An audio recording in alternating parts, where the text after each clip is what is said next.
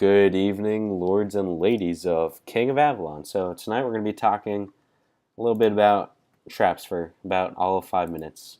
All of 5 minutes that it requires to talk about traps. So traps are a great additional tool to have. There's a lot of love and hate relationships with traps. Some people say they are the devil and do not care about touching them. Although they are extremely cheap to manufacture, it takes a long time to build them up to your max capacity. Still have yet to build up any amount of significance since Alliance Conquest really screwed us over in that aspect. When Alliance Conquest started, I was attacked about 100 times in the first Alliance Conquest. Won every single battle, but my traps did not fare so well. So, let's talk about traps. They're a great tool to have. If you set them up correctly, it's like having an additional march to go back up your troops. So if you think you can win, I think traps are a good thing to have. There's some research that you could do in traps. There's some dragon skills that you could do in traps. There's actually some lore talents that you could do for traps. They even have gear for traps. Now let me tell you this. I don't love traps to tell you to waste your time doing any of that bull crap. It's not worth it.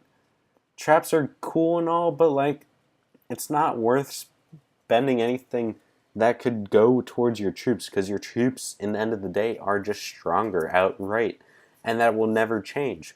So put your resources, put your time, and put your abilities into your troops over your traps. But don't ignore them. They're extremely cheap to manufacture. So let's go ahead and let's talk about how to use the most of your traps. You don't really see a lot about traps because people just don't care about them enough. But there's basically 3 different types of traps. There's, like these ballista towers are against bowmen. Right now I'm making some Frisian horses. These guys are good against cavalry.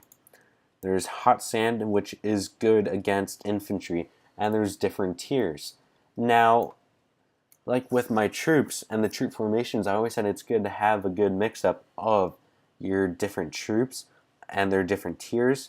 But with this video, I'm only going to be talking about the highest possible tiers that you can do.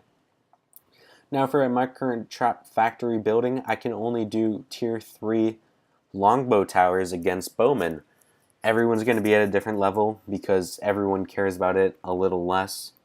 So I'm just going to talk to be easy about level 4s.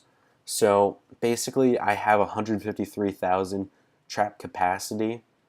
Now the best way to make your most use of it is cut your max capacity into thirds. Build a third for towers, infantry. Build a third for cavalry.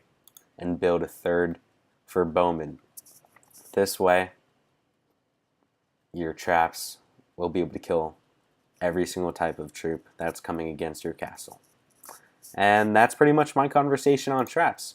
That's as good as it gets, I guess. I really don't want anyone here to go wasting their time, their efforts, their money on getting trap boosts just because in the end of the day they will die. And it will take you several months to rebuild them. But it's good to make them set up. So that's that. Thank you for watching.